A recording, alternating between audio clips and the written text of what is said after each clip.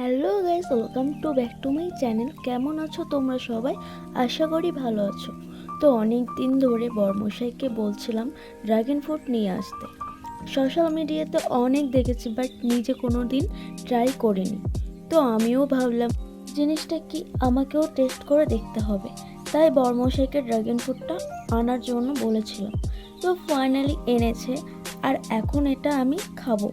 তো এই dragon fruit সবাই ভিডিও করছে, তো আমিও ভাবলাম যে আমিও ড্রাগন ফ্রুটটা নিয়ে ভিডিও করব। ড্রাগন ফ্রুটটা খুব সুন্দর দেখতে লাগছে, খুব মিষ্টি দেখতে লাগছে, আর খেতেও খুব সুন্দর মিষ্টি।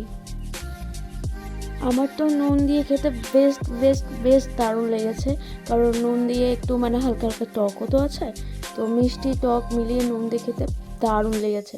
আর দেখতেই পাচ্ছ আমি কেটে ফেলেছি ড্রাগন ফলটা, ঠিক আছে।